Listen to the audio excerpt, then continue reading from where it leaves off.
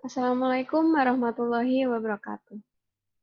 Salam sejahtera bagi kita semua. Semoga kalian di sana sehat semua dan tetap selalu menjaga kesehatan ya. Bagi kalian yang belum tahu saya, perkenalkan nama saya Nuri Ayuningtyas Kusumastuti.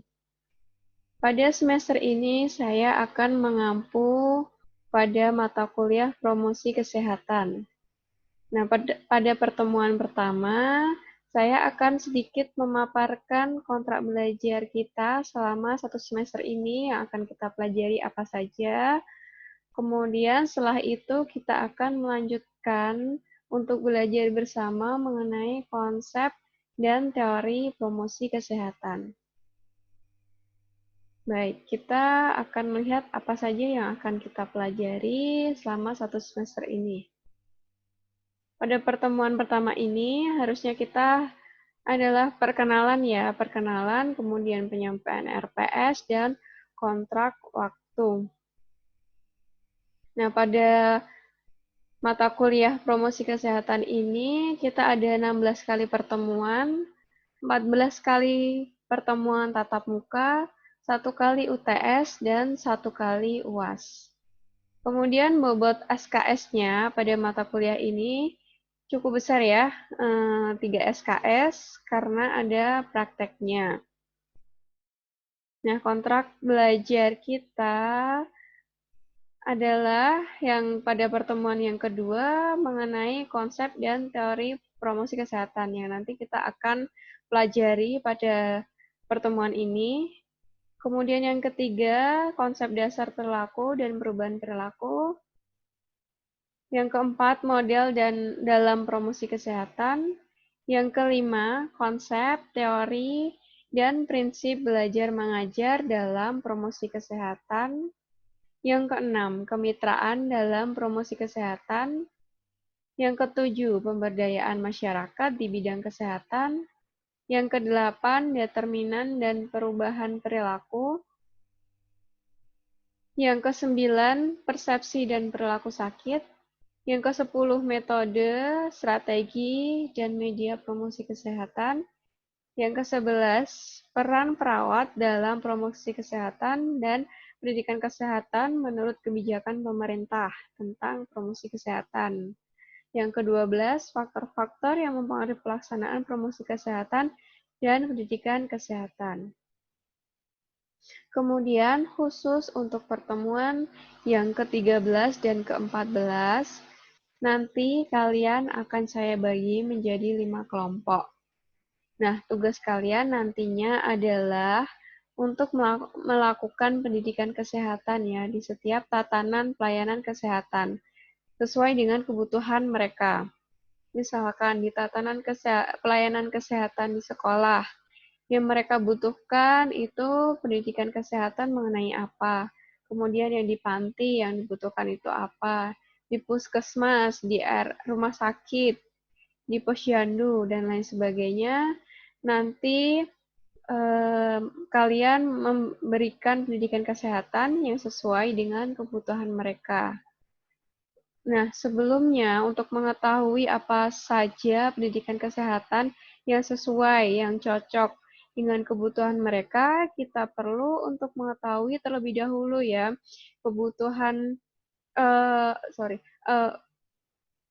mengetahui terlebih dahulu permasalahan apa yang ada di tatanan kesehatan tersebut, sehingga kita dapat untuk menentukan pendidikan kesehatan apa yang cocok, yang sesuai, yang akan kita berikan di sana.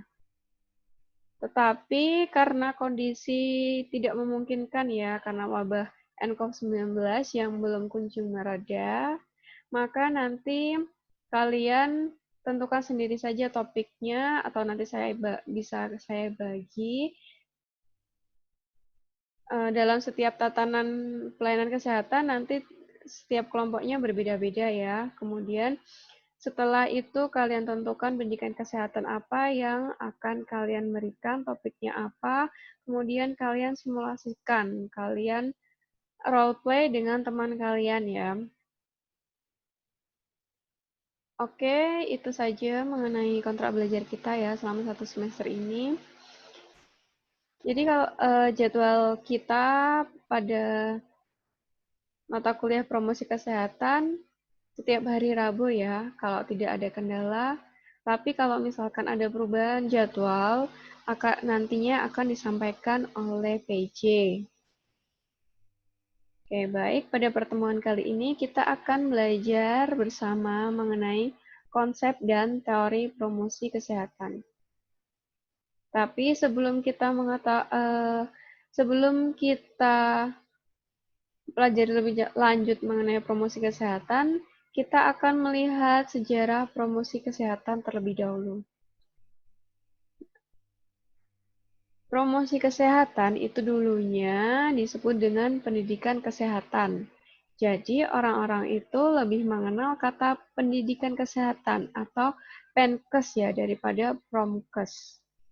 Nah, apa sih itu Penkes? Itu artinya adalah kombinasi dari pengalaman pembelajaran yang didesain untuk memfasilitasi adaptasi perilaku yang kondusif untuk kesehatan secara sukarela.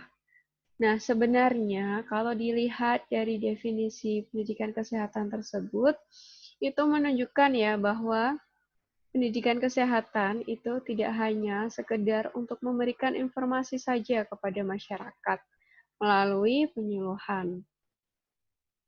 Tetapi istilah pendidikan kesehatan ini seringkali ya disalahartikan bahwa pendidikan kesehatan itu hanyalah untuk melakukan penyuluhan kesehatan saja. Nah, untuk itu, istilah pendidikan kesehatan diubah oleh WHO pada tahun 1984 menjadi promosi kesehatan atau health promotion. Jadi, health promotion atau promkes ini adalah suatu proses yang memungkinkan seseorang untuk mengontrol dan meningkatkan kesehatannya. Kemudian secara resmi, promosi kesehatan atau health promotion istilah ini secara resmi disampaikan pada konferensi internasional ya, tentang health promotion di Ottawa, Kanada.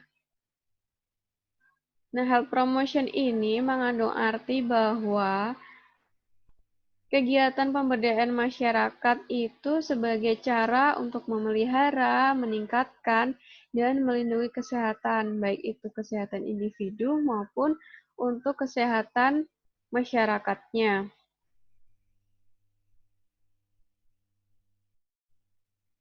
Jadi health promotion ini kegiatan untuk memberdayakan masyarakat ya.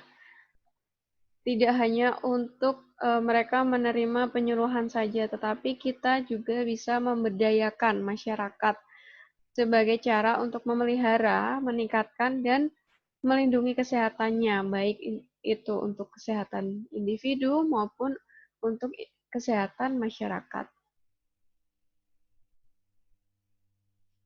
Nah, pada konferensi internasional di Ottawa, Kanada tadi, atau disebut Ottawa Charter ya, Piagam Ottawa, itu menghasilkan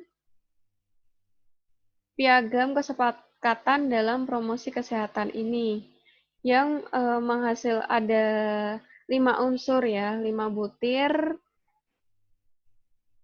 upaya Promkes, yaitu yang pertama adalah kebijakan berwawasan kesehatan atau health public policy yang ditujukan kepada policy maker ya. Policy maker adalah pembuat kebijakan agar mereka mau untuk mengeluarkan kebijakan-kebijakan publik yang mendukung kesehatan. Jadi kita memanfaatkan pembuat kebijakan ya, policy maker, agar mereka itu mau mengeluarkan kebijakan-kebijakan publik yang bisa mendukung kesehatan individu maupun kesehatan masyarakat. Kemudian upaya yang kedua adalah lingkungan yang mendukung. Nah, lingkungan yang mendukung atau supportive environment ini ditujukan kepada para pengelola tempat umum ya, termasuk pemerintah kota, agar mereka itu mau untuk menyediakan sarana-prasarana yang akan mendukung terciptanya perilaku sehat bagi seluruh lapisan masyarakat. Kemudian yang ketiga, reorientasi pelayanan kesehatan atau reorient health service. Reorientasi pelayanan kesehatan ini berarti mengubah ya, karena selama ini yang menjadi penyedia atau provider pelayanan kesehatan itu adalah pemerintah dan juga swasta. Sedangkan masyarakat itu hanya sebagai pengguna atau customer atau ya user pelayanan kesehatan saja. Nah, pemahaman ini yang harus kita ubah ya, yang harus kita ubah bahwasanya sebenarnya masyarakat itu tidak hanya sebagai pengguna saja, tidak hanya sebagai user saja, tetapi bisa juga mereka sebagai provider. Jadi sebagai provider mereka tentunya ada batasan-batasan tertentu ya melalui upaya pemberdayaan yang akan kita programkan, akan tenaga-tenaga kesehatan programkan. Kemudian yang keempat adalah keterampilan individu atau personal skill. Personal skill ini akan terwujud apabila individu, keluarga, kelompok itu bisa bersama-sama untuk mewujudkan kesehatan masyarakat. Jadi kita harus saling bekerja sama ya, saling kooperatif satu sama lain untuk menuju derajat kesehatan yang optimal. Kemudian yang terakhir, upaya promosi kesehatannya adalah gerakan masyarakat atau community action. Nah, diharapkan adanya gerakan-gerakan di masyarakat yang akan mendukung kesehatan itu dapat terwujud ya. Jadi gerakan masyarakat atau community action ini dapat terwujud sehingga dengan terwujudnya gerakan masyarakat ini diharapkan akan terwujud perilaku yang kondusif dalam memelihara dan juga untuk meningkatkan kesehatan mereka.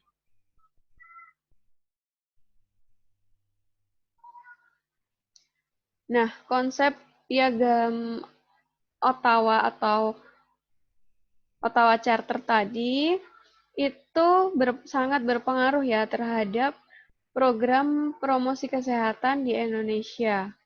Nah, karena konsep atau istilah promosi kesehatan ini sesuai dengan perkembangan pembangunan di Indonesia ya, yang mengacu pada paradigma sehat. Jadi salah satu tonggak promosi kesehatan di Indonesia itu adalah Deklarasi Jakarta yang terlahir dari Konferensi Internasional Promosi Kesehatan keempat. Jadi Deklarasi Jakarta ini sebagai tonggak ya.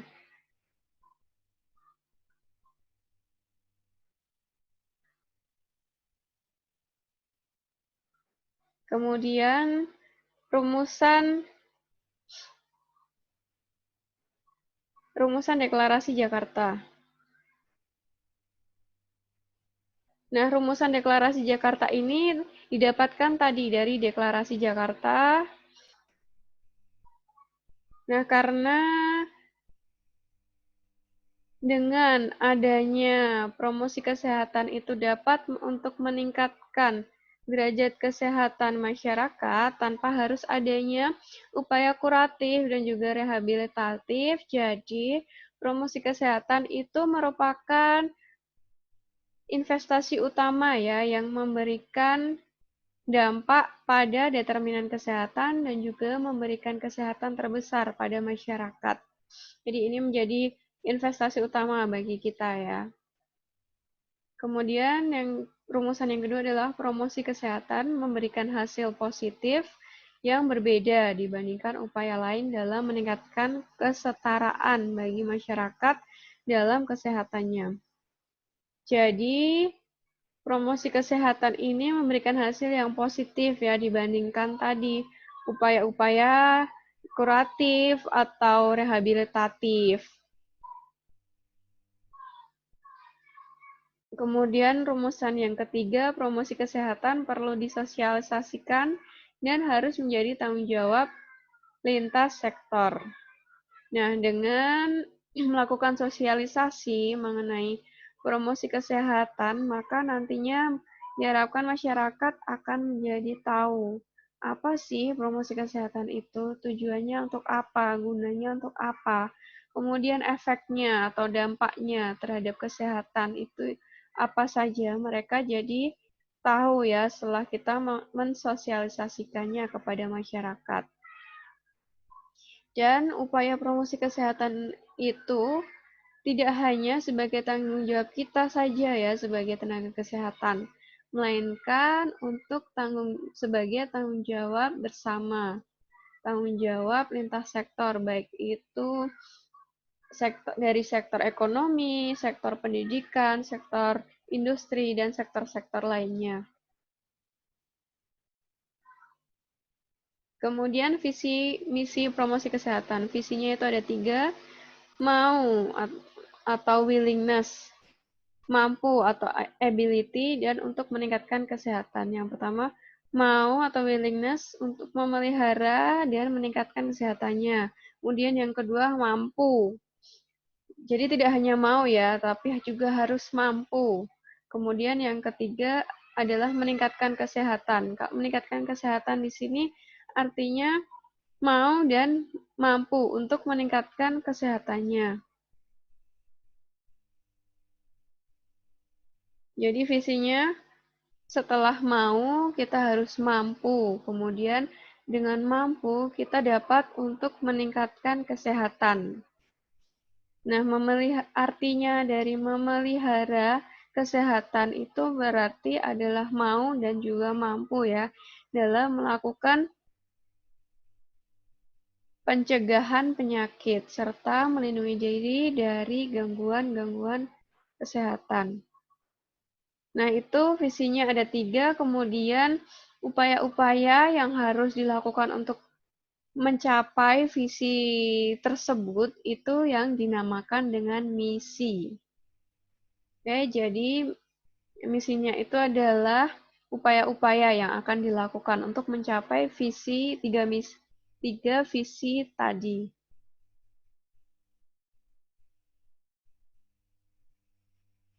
Jadi pengertian promosi kesehatan ini menurut WHO ya, pengertiannya adalah the process of enabling individuals and communities to increase control cover the determinants of health and thereby improve their health.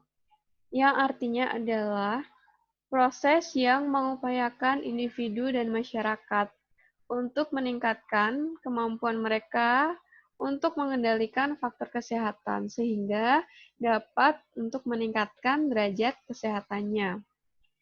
Jadi, promosi kesehatan itu merupakan revitalisasi dari pendidikan kesehatan ya. Yang tadinya namanya pendidikan kesehatan, diubah istilahnya menjadi promosi kesehatan. Dan juga pengertiannya lebih dikembangkan menjadi upaya pemberdayaan. Jadi kalau promosi kesehatan itu tidak hanya sekedar proses yang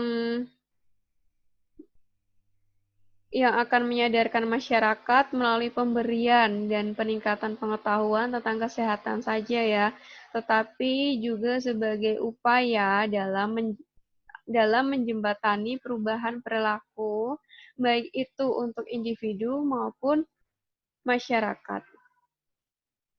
Jadi intinya di sini adalah promosi kesehatan itu mengadakan pemberdayaan kepada masyarakat ya untuk meningkatkan derajat kesehatannya. Nah, Kemudian tujuan promosi kesehatan.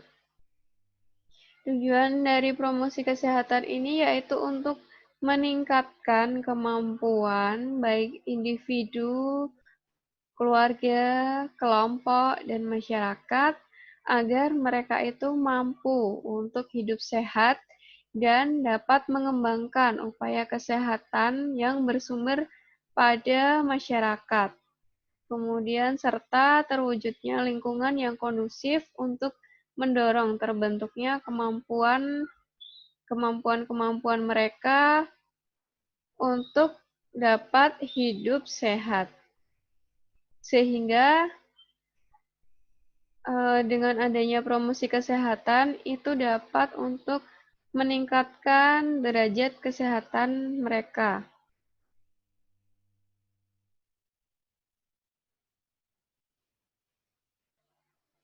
Kemudian sasaran promosi kesehatan, sasarannya itu ada 4 ya untuk promosi kesehatan. Yang pertama itu adalah individu dan keluarga. Individu dan keluarga ini bisa untuk memperoleh informasi mengenai kesehatan itu bisa dengan melalui berbagai media ya, baik itu secara langsung maupun melalui media massa seperti TV, koran, Instagram, Facebook, Twitter, dan lain sebagainya. Karena sekarang media sosial itu juga banyak ya sebagai jalan untuk melakukan promosi kesehatan. Karena media sosial tersebut yang paling sering digunakan oleh masyarakat jadi media sosial tersebut sebagai sarana prasarana yang paling efektif ya untuk melakukan promosi kesehatan ini.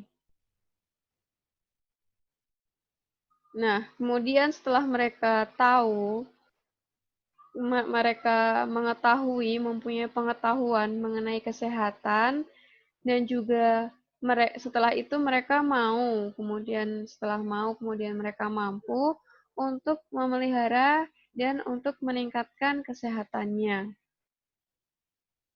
Kemudian sasaran yang kedua adalah masyarakat atau LSM ya.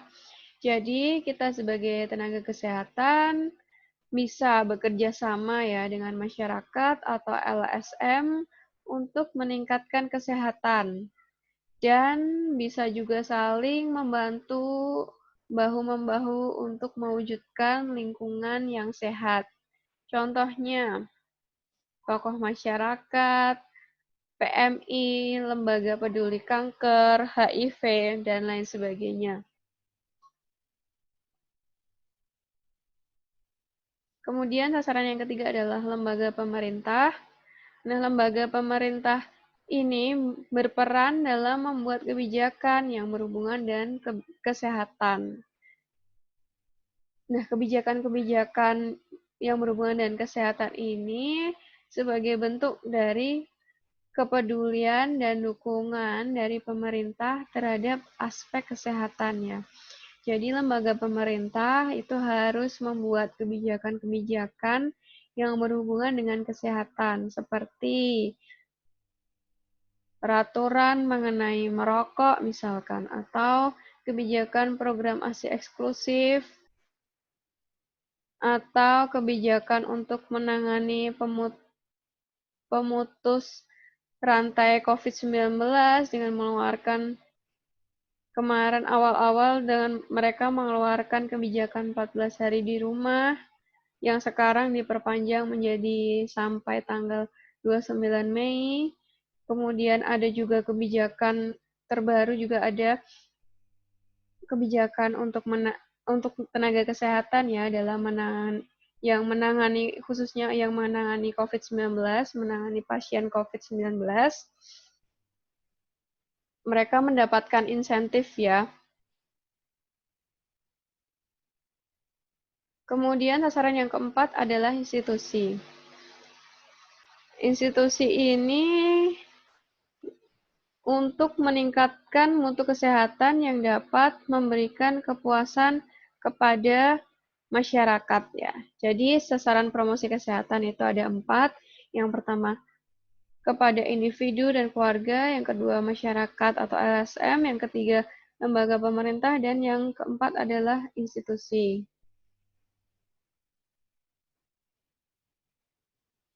Kemudian strategi promosi kesehatan. Strateginya di sini ada 3 ya.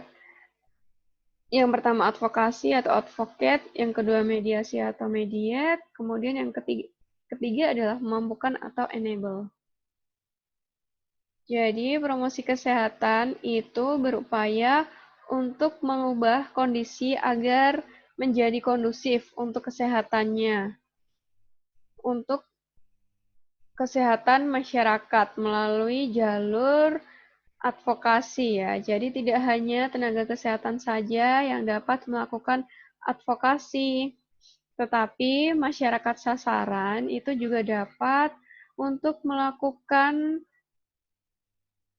upaya advokasi ini kepada para pemangku kebijakan yang terkait dengan kesehatan. Nah, tujuannya untuk melakukan advokasi ini apa? Tujuannya itu untuk meyakinkan pemangku kebijakan bahwa program kesehatan yang akan dijalankan itu penting dan juga membutuhkan dukungan dari mereka, dukungan dari kebijakan-kebijakan dari para pejabat-pejabat tersebut ya, agar promosi kesehatan ini dapat berjalan dengan lancar. Jadi kita dengan masyarakat itu bisa bersama-sama ya untuk menyampaikan aspirasi kita kepada pemangku kebijakan ya terkait dengan kebijakan pastinya. Agar upaya promosi kesehatan yang kita rencanakan itu dapat berjalan dengan lancar dan optimal. Kemudian strategi yang kedua adalah mediasi. Mediasi itu adalah jembatan ya, untuk menjembatani. Jadi selain advokasi, strategi lain dari promosi kesehatan itu sebagai mediator ya, atau menjembatani antara sektor kesehatan dengan sektor lain yang digunakan sebagai mitra. Nah, karena kesehatan itu tidak hanya sebagai tanggung jawab dari sektor kesehatan saja, tetapi pemerintah, sektor ekonomi, lembaga-lembaga, industri-industri itu juga harus ikut bertanggung jawab terhadap aspek kesehatan. Jadi, keterlibatan dari sektor-sektor lain itu sangatlah penting ya, karena tanpa mereka kita sebagai tenaga kesehatan atau dari sektor kesehatan itu tidak akan mampu untuk menangani masalah kesehatan yang sangat begitu kompleks di masyarakat. Kemudian strategi yang ketiga memampukan atau enable. Jadi sesuai dengan visi promosi kesehatan tadi ya, mampu dan mampu memelihara serta meningkatkan kesehatannya. Kemudian misi utama dari promosi kesehatan itu memampukan masyarakat ya. Nah, hal ini berarti dalam kegiatan promosi kesehatan itu harus dapat untuk memberikan keterampilan-keterampilan kepada masyarakat ya, agar mereka itu mampu mandiri dalam dalam menangani masalah-masalah kesehatan yang ada di sekitar mereka, yang dialami oleh mereka. Karena seperti yang kita ketahui ya, bahwa kesehatan itu dipengaruhi oleh banyak sekali faktor-faktor dari luar kesehatan. Misalkan seperti faktor sosial, faktor ekonomi, faktor budaya, dan lain sebagainya. Itu harus bisa kita kembangkan, bisa kita berdayakan melalui upaya promosi kesehatan ini. Nah, jadi intinya adalah promosi kesehatan itu adalah memberdayakan masyarakat ya di bidang kesehatan. Oke, baik. Sekian yang dapat saya sampaikan materi pada pertemuan kali ini. Saya cukupkan sekian. Apabila ada salah kata, saya mohon maaf. Yang sebesar-besarnya, akhir kata, wassalamualaikum warahmatullahi wabarakatuh.